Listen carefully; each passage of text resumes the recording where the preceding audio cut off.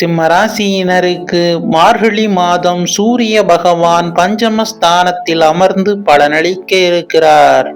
சூரிய பகவான் நீண்ட காலமாக நினைத்திருந்த எண்ணங்களும் கனவுகளும் நிறைவேறும் காலமாக அமையும்.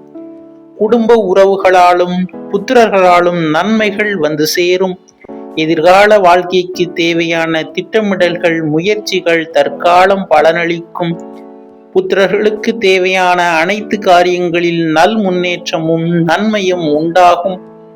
அறிவாற்றலும் மனத்தெளிவும் ஆரோக்கிய மேன்மையும் பொருளாதார உயர்வு பதவி உயர்வு போன்ற நல்ல மாற்றங்கள் உண்டாகும்.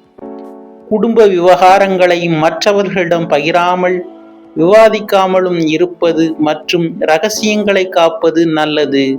குலதெய்வ வழிபாடு மற்றும் சித்தர்கள் வழிபாடு மேன்மை தரும். மீண்டும் அடுத்த பதிவில் சந்திப்போம். நன்றி.